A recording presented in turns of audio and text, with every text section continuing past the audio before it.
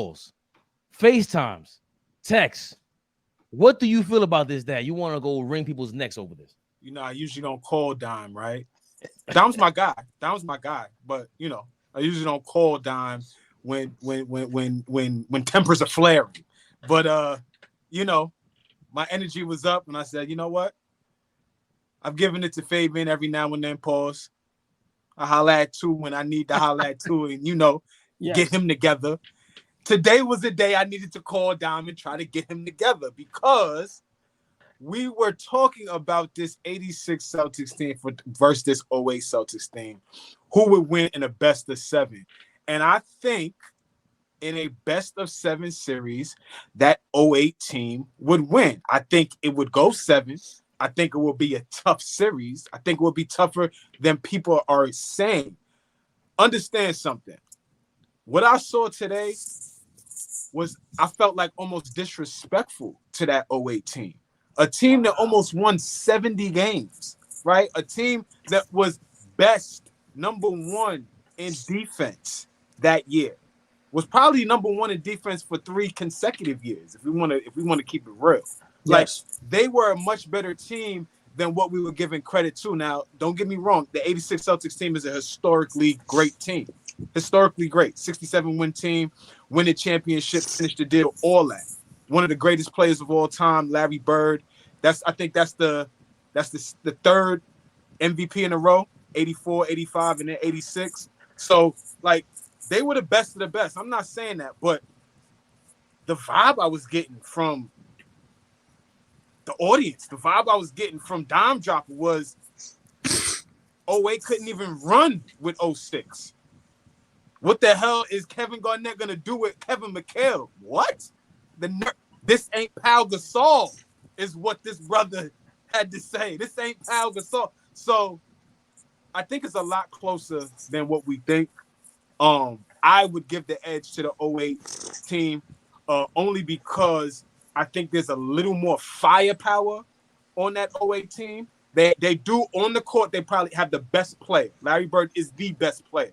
But in terms of firepower, putting the ball in the basket, I think that 08 team has a couple more guys that could put it in the hoop than the 86 team, and they're just as good defensively. Dom, I'm going to throw the mic to you and let you do what you do, my brother. That was a pretty compelling argument. I would say the 86 Celtics over not just the 08 Celtics, but a lot of teams. I've never heard the 08 Celtics mentioned as the conversation of the greatest team ever, but I have heard the 86 Celtics mentioned as in the conversation as the greatest team ever.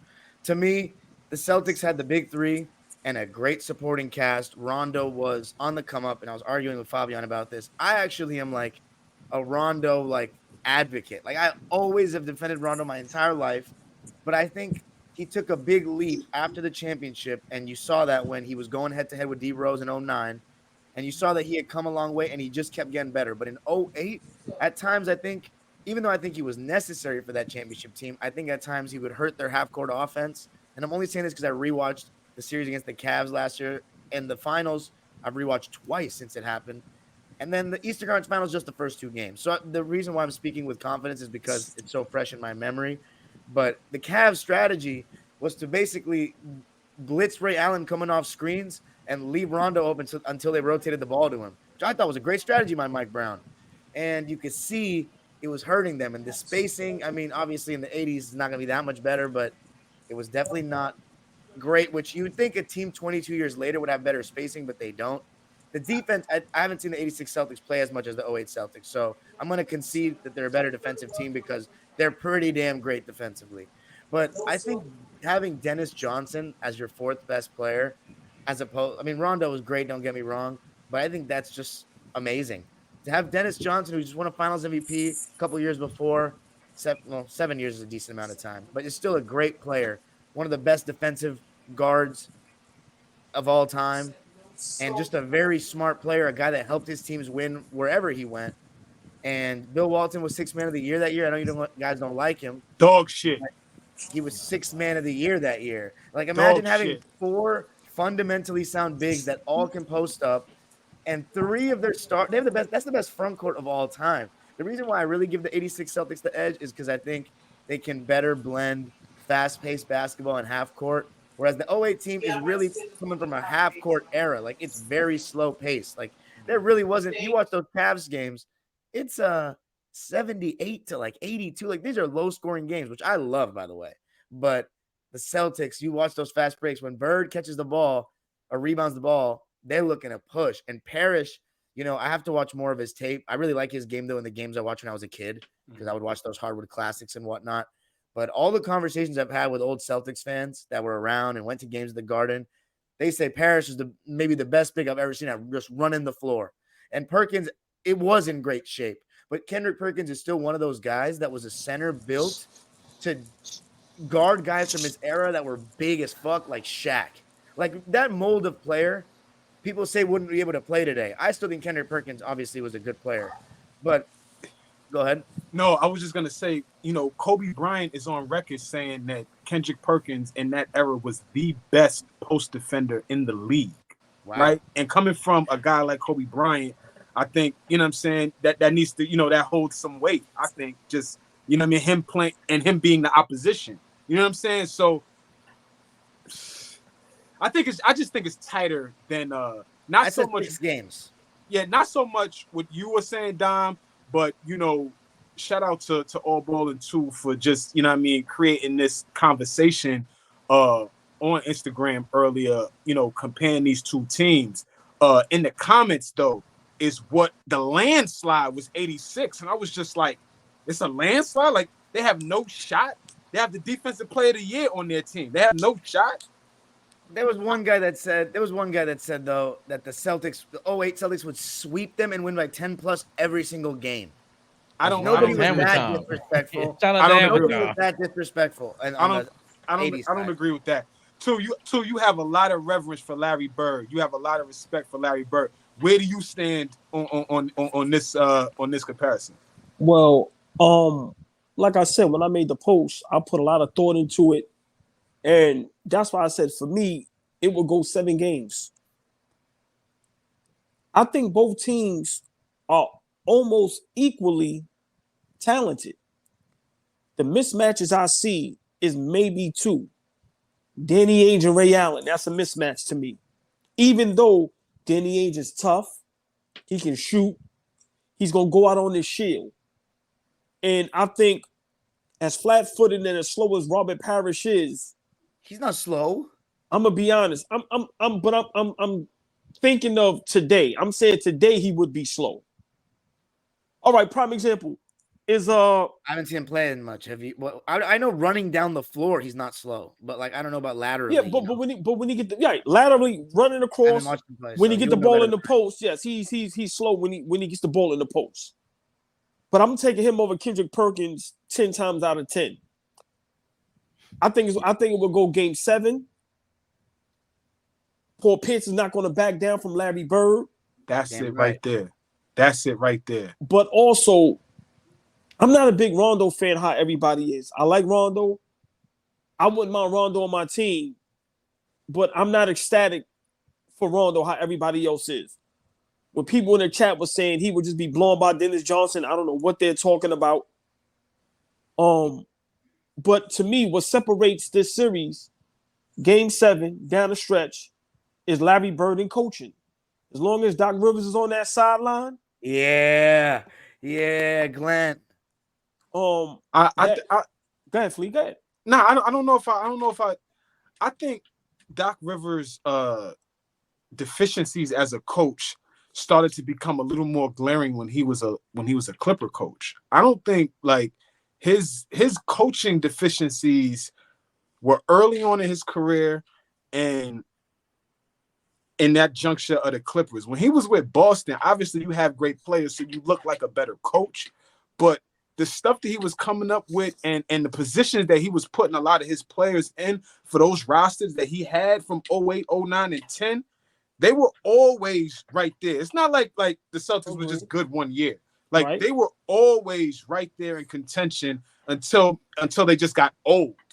But, their bench, specifically that 08 team, their bench is what I think tips the scale for who would win that series. People forget how intricate Big Baby was, James Posey was, Tough. Leon Poe was, Eddie House was, Posey. you know how intricate of a mind and just championship experience Sam Cassell brought. You know, like Tony Allen was one of the best defensive guards in the league. So you got him. Like that team was super deep. But Tony Allen was hurt. I'm sorry? Tony Allen was hurt. I don't know if we count that. Yeah, but I mean, during that run, he was on that roster. He played 15 games, but he didn't get minutes like that. I was shocked watching it back. I was shocked watching it back there in 08. He didn't get minutes like I remembered, but I think I was confusing with 2010 because in 2010 he was getting minutes. Yeah, 2010. They're so deep in terms of like, I don't know. They had good big depth. They had pretty good guards. They just didn't really necessarily have one guy off the bench that could like create his own shot and get buckets, but they always staggered, at least had one or two of the big three in, right? Like, you know, right. They always had that.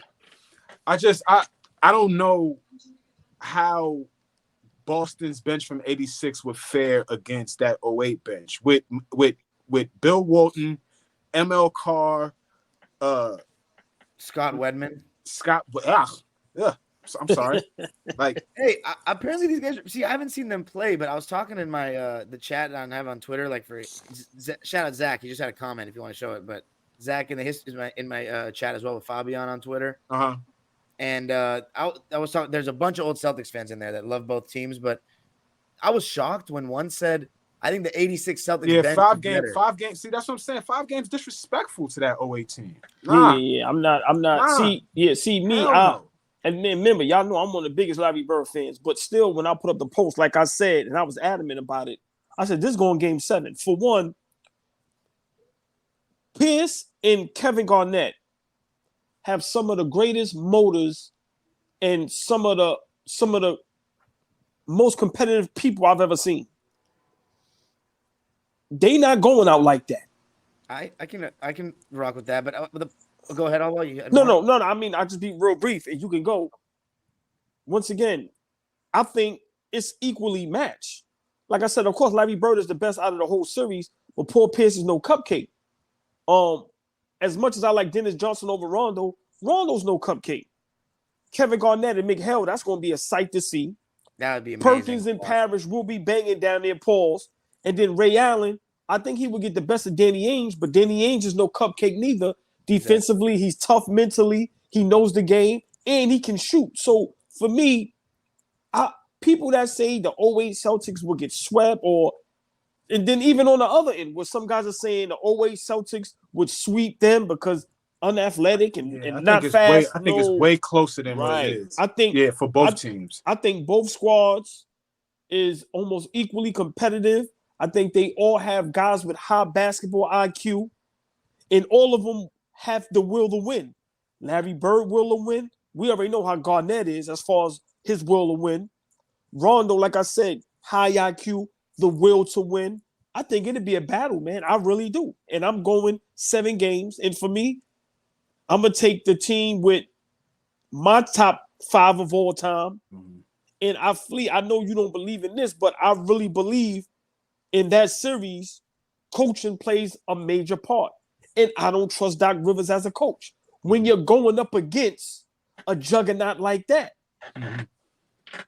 I can agree with that.